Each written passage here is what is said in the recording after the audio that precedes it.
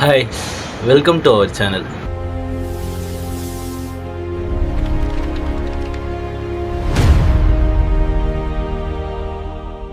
இன்றைக்கி நம்ம என்ன பார்க்க போகிறோம் அப்படின்னா, ஒரு புக்.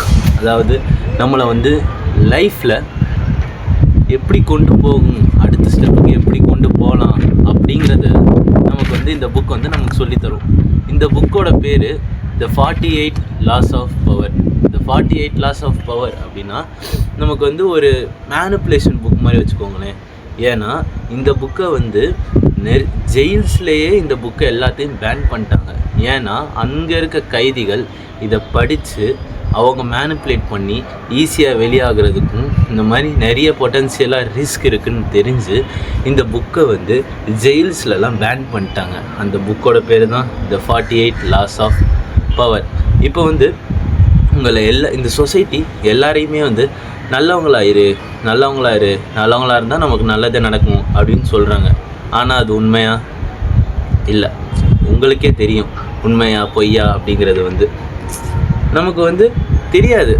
நம்மளை இப்போது நீங்களே ஒரு சில டைம் நினச்சி பார்த்துருக்கலாம், நம்மளை மேனிப்புலேட் பண்ணுற மாதிரி இருக்கும். ஆனால் ஒரு சில டெசிஷன்ஸ் நம்மளே எடுத்திருப்போம், ஆனால் அதை யாரோ மேனிப்புலேட் பண்ணியிருப்பாங்க. இப்போ உதாரணத்துக்கு இப்போ ஒரு இன்ஜினியரிங் நீங்கள் எடுக்கிறீங்க. ஏன் இன்ஜினியரிங் எடுக்கிறீங்க? நமக்கு பிடிச்சிருக்கு அப்படின்னு தோணுது. ஆனால் பிடிச்சவங்க கொஞ்சம் பேர் இருக்கலாம், ஆனால் நிறைய பேர் எடுத்தது எல்லாருமே இன்ஜினியரிங் எடுக்கிறாங்க, இன்ஜினியரிங்கில் தான் கெரியர் இருக்குது, அதில் தான் க்ரோத் இருக்குது அப்படின்ட்டு நம்மளும் இன்ஜினியரிங் எடுத்துட்டோம். அப்படிங்கிற மாதிரி தான் இந்த புக் எப்படி நம்ம லைஃப்பில் இதெல்லாம் ஒரு ரிலேஷன்ஷிப்பில் இது முன்னாடியே தெரிஞ்சிருந்தா நான் இதை பிரேக்கப் ஆகாமல் பார்த்துருக்கலாம். அந்த மாதிரி இதெல்லாம் முன்னாடியே உங்களுக்கு தெரிஞ்சிச்சுன்னா நீங்கள் லைஃப்பில் அடுத்த கட்டத்துக்கு போயிடுவீங்க. அந்த புக்கோட பேர் த 48 Laws of Power. இப்போ அதுதான் இப்போ நான் உங்களுக்கு தெளிவாக என்ன போட்டிருக்கு அப்படிங்கிறத எக்ஸ்பிளைன் பண்ணி உங்களுக்கு சொல்ல போகிறேன். ஃபர்ஸ்ட் ரூல், அதாவது என்னென்னா, never outshine the master. அப்படி என்ன சொல்ல வராங்க அப்படின்னா, உங்களுக்கு ஒரு சுப்பீரியர் மேலதிகாரி யாரோ ஒருத்தவங்க இருக்காங்க அப்படின்னா அவங்கள என்றைக்குமே நீ அவங்க முன்னாடி உன்னோட எல்லா திறமையும் காட்டி அவங்களுக்கு ஒரு இன்செக்யூரிட்டியை கொண்டு வரக்கூடாது அப்படிங்கிற மாதிரி சொல்கிறாங்க. அவங்கள எப்போயுமே உனக்கு மேலே இருக்க மாதிரியே அவங்கள ஃபீல் பண்ண வைக்கணும். ஏன் அப்படின்னா, இப்போ நீ உனக்கு எவ்வளோ திறமை இருக்குது, அவங்கள விட உங்களுக்கு அவ்வளோ திறமை இருக்குது அப்படின்னு நீங்கள் காட்டினீங்க அப்படின்னா அவங்களுக்கு அது ஒரு இன்செக்யூரிட்டியாக ஃபீல் ஆகும். அதோட விளைவாக உங்களை ஒரு இடத்துல ஒதுக்கி வச்சுருவாங்க. இப்போ ப்ரமோஷன் கொடுக்கணும் அப்படி உங்களுக்கு பண்ணலாம் அப்படின்னாலும் நீங்கள் அப்படி இருந்தீங்கன்னா அவங்க என்னையை விட மேலே வந்துடுவான் அப்படின்ட்டு அவன் உங்களை ஒதுக்கி வச்சுருவான். இப்போ ஒரு சிச்சுவேஷன் வருது, மேனேஜர் முன்னாடியே இன்னொருத்த எல்லாமே இவன் தான் பண்ணியிருக்கான், இவனுக்கு எவ்வளோ தெரிஞ்சிருக்கு அப்படின்னு சொன்னாலுமே நீங்கள் அந்த இடத்துல கிரெடிட்ஸை உங்கள் மேனேஜருக்கு கொடுக்கணும். எப்படின்னா, இந்த மாதிரி இல்லை, எனக்கு எவ்வளோ தான் நாலேஜ் இருந்தாலுமே எல்லாமே மேனேஜர்லேருந்து கற்றுக்கிட்டது தான், அவரால் தான் கற்றுக்கிட்டேன் அப்படின்னு அங்கே நீங்கள் கிரெடிட்ஸ் கொடுத்தீங்கன்னா அவங்களுக்கு ஒரு நம்பகத்தன்மையான ஆளாக நீங்கள் மாறிடுவீங்க. இதன் மூலமாக உங்களுக்கு நிறைய நன்மைகள் நடக்கலாம் அப்படின்ட்டு இந்த புக்கில் இருக்க ஆத்தர் சொல்கிறார். இப்போ உங்களுக்கு ஒரு இதே மாதிரி மாடர்ன் எக்ஸாம்பிள் அப்படின்னு பார்த்தோன்னா, செயில் சாண்ட்பர்க் அப்படிங்கிறவங்க ஃபேஸ்புக்கில் ஒரு சீஃப் ஆப்ரேட்டிங் ஆஃபீஸராக இருக்காங்க. அவங்க என்ன தான் அவங்க பிஸ்னஸை நல்லா பார்த்துக்கிட்டாலுமே அவங்க வெளில சொல்லலாம், நான் தான் இதை எல்லாமே பண்ணேன் அப்படின்னு சொன்னோன்னா அவங்களுக்கு என்ன இருக்கும், மோஸ்ட்லி ஒன்று ஓகே அவங்க வேலையை விட்டு தூக்கியிருப்பாங்க, இல்லை அவங்கள அடுத்த பொசிஷனுக்கு போகாமல் அவர் பார்த்துருப்பாரு. ஆனால் இவங்க அது எதையுமே பண்ணாமல் மார்க்கை மட்டுமே ஃபேஸ்புக்காக அவங்க வச்சுக்கிட்டாங்க. அதனால என்னாச்சு, இவங்க நல்லா பண்ணுறாங்க அப்படின்ட்டு இவங்க டெவலப் ஆகி இப்போ ஒரு டெக் வேர்ல்டில் த மோஸ்ட் பவர்ஃபுல் உமனாக இவங்க இருக்காங்க.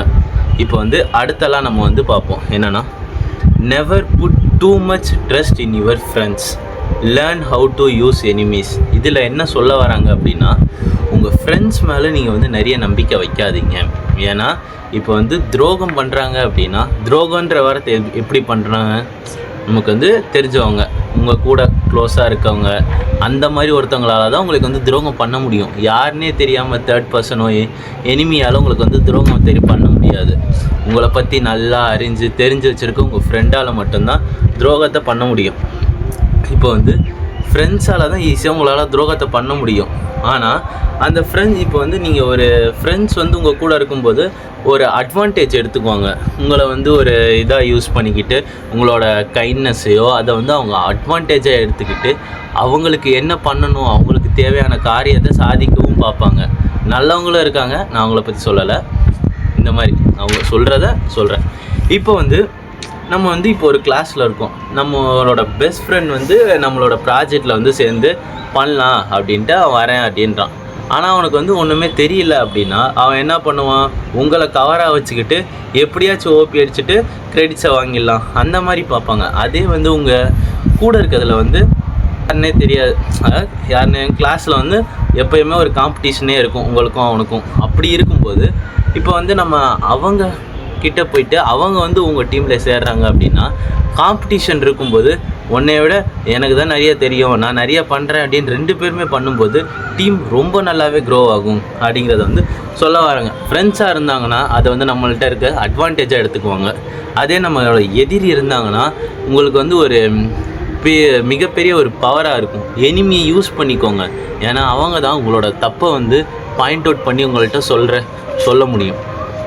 நெக்ஸ்ட், கன்சீல் யுவர் இன்டென்ஷன்ஸ் அப்படின்னா நீங்கள் எதையுமே உங்களோட பிளான்ஸ் இல்லை கோல்ஸ் இல்லை அடுத்து என்ன பண்ண போகிறீங்க அப்படிங்கிற எதையுமே வெளியே சொல்லாதீங்க. வெளியே சொன்னால் அதை வந்து அவங்க வந்து பொறாமைப்படுவாங்க. அந்த மாதிரி ஏதாச்சும் பொறாமைப்படுறது இல்லைன்னா ஒரு மாதிரி வயிற்றெரிச்சல் அந்த மாதிரி எதுலையாச்சும் உங்களை வந்து அந்த நீங்கள் பண்ணக்கூடிய விஷயத்தில் வந்து ஃபோக்கஸ் பண்ண விட மாட்டாங்க. நீங்கள் இப்போ தான் இந்த டைமில் நான் படிக்கிறேன்டா, இந்த எக்ஸாமுக்கு படிக்கிறேன் அப்படின்னா ஐயோ படித்தா பாஸ் ஆகிடுவானே, சரி நம்ம இப்போ அவனை கூப்பிடுவோம் அப்படின்ட்டு அந்த டைமில் வந்து நீங்கள் படிக்கிறேன்னு சொன்ன அந்த டைமில் கூப்பிட்டு வாமச்சி விளாட போகலாம், வாடா இது விளாட்லாம், வாடா இது பண்ணலாம், எல்லாம் என்னடா அப்படின்ட்டு மைண்டை வந்து உங்களை மாற்ற பார்ப்பாங்க. அப்படி இருக்காங்க. நீங்கள் வந்து இப்போ நீங்கள் அவங்கள்ட்ட என்னன்னே சொல்லலைன்னா அவங்களால ஒரு டிஃபென்ஸை வந்து அதுக்கேற்ற மாதிரி ரெடி பண்ணவே முடியாது. உங்களுக்கு வந்து நீங்கள் என்ன பண்ணுறீங்க அப்படிங்கிறத வந்து அவங்களுக்கு என்னன்னே தெரியாது. ஸோ அவங்களால ஒன்றுமே பண்ண முடியாது. இப்போ நீங்கள் சீக்ரெட்டாகவே வச்சுருந்தீங்கன்னா உங்களுக்கு வந்து அது வந்து ஒரு பெரிய அட்வான்டேஜாக இருக்கும். இதுக்கு வந்து ஒரு எக்ஸாம்பிள் பார்த்தோன்னா ஓட்டோ வோன் பிஸ்மார்க் அப்படிங்கிறவர் வந்து ஜெர்மனில் வந்து ஒரு முக்கியமான ஆஃபீஸராக இருந்திருக்காரு. முன்னாடி வேர்ல்டு வார் 1 அந்த டைமில் அவர் என்ன பண்ணியிருக்காரு அப்படின்னா அவருக்கு வந்து நிறைய பொலிட்டிக்கல் ஸ்ட்ராட்டஜிஸை சீக்ரெட்டாகவே வச்சுருந்துருக்காரு. அப்படி சீக்ரெட்டாகவே வச்சது மூலமாக அவங்களோட ஆப்போனன்ட்ஸ் வந்து எல்லாருமே அவங்கள வந்து இவன் என்ன பண்ணிடப்போறான் பெருசா அப்படின்னு நினச்சிக்கிட்டு இருந்திருக்காங்க. அப்படி நினச்சிக்கிட்டு இருக்க அந்த டைமில் வந்து இவன் வந்து ஜெர்மனியை ஒரே நாடாக இணைக்கணும், பக்கத்தில் இருக்க நாடோடு சேர்த்து ஜெர்மனியை வந்து பெரிய நாடாக ஆக்கணும் அப்படிங்கிறதுல வந்து இவரோட பிளான்ஸ் எதுவுமே தெரியாதனால அவங்களால கணிக்க முடியாதனால அவர் வந்து அவரோட இராணுவ நடவடிக்கை மூலமாக ஜெர்மனை வந்து ஈஸியாக அவர் வந்து விரிவுபடுத்திட்டார். இப்போ வந்து அடுத்தது, always say less than necessary. உங்களுக்கு வந்து எப்போயுமே உங்களுக்கு வந்து சொல்ல அதிகமாகவே இருந்தாலுமே கம்மியாக தான் பேசணும். நீங்கள் வந்து நிறைய இந்த லீடர்ஸ் பேசுகிறதெல்லாம் பார்த்தீங்கன்னா அவங்க வந்து ஷார்ட்டாக தான் பேசுவாங்க, ஆனால் அது வந்து ஒரு இம்பேக்ட்ஃபுல்லாக இருக்கும். அதனால் நம்ம வந்து அதிகமாக பேசணுன்னா என்னடா இவன் ஜவ்வு மாதிரி இழுத்துக்கிட்டு இருக்கான், அடுத்து இல்லைனா இவனுக்கு ஒன்றுமே தெரில, அதை சமாளிக்க தான் இப்படியே இழுத்துக்கிட்டே இருக்கான் அப்படிங்கிற மாதிரி நினைப்பாங்க. நம்ம அதே கம்மியாக பேசணுன்னா நம்மளோட பவர், கான்ஃபிடென்ஸ் எல்லாமே அவங்களுக்கு தெரியும். அதனால் கம்மியாக பேச பழகுங்க அப்படிங்கிறாரு. இப்போ வந்து ஒரு எக்ஸாம்பிள் எடுத்துக்கோமே. இப்போ ஒரு கிளாஸில் ஒரு ஸ்டூடெண்ட் இருக்காருன்னு வச்சுக்கோங்க. அவர் வந்து ஒரு ப்ராஜெக்ட் பண்ணியிருக்காரு. அவங்க வந்து எல்லாமே எக்ஸ்பிளைன் பண்ணிக்கிட்டே இருக்கான், இது இப்படி இப்படி இப்படி இப்படி எல்லாம் பண்ணும்போது இவனுக்கு ஒன்றுமே சரியாக தெரில போல், நிறைய சொல்லிக்கிட்டே இருக்கான், வளன்னு சொல்லிக்கிட்டே இருக்கான். அதே வந்து இன்னொரு ஆள் வந்து ஷார்ட்டாக ஒரு விஷயத்த சொல்கிறான். அப்படி சொல்லும்போது டீச்சர் என்ன நினைப்பாங்க, ஓகே இவனுக்கு வந்து கான்ஃபிடெண்ட்டாக இருக்கான், எல்லாம் தெரிஞ்சிருக்கு போல் அப்படின்ட்டு நினைப்பாங்க. அதுதான் நம்ம வந்து கம்மியாகவே பேசணும். கம்மியாகவே பேசினாலும் முக்கியமாக பேசணும். அதுக்குன்ட்டு நம்ம கம்மியாக பேசுகிறோங்கிறதுக்கோசரம் சொல்ல வேண்டியதை சொல்லாமல் விட்டுறக்கூடாது. கம்மியாக பேசணும், எதை பேசுகிறோங்கிறது முக்கியம், ஷார்ட்டாக பேசணும். கைஸ், அடுத்து வரக்கூடிய வீடியோவில் உங்களுக்கு அந்த ஒவ்வொரு லாவை பற்றியும் உங்களுக்கு எக்ஸ்பிளைன் பண்ணுறேன். அதுவரை ஸ்டே டியூன். பபாய். சப்ஸ்கிரைப் பண்ண மறந்துடாதீங்க.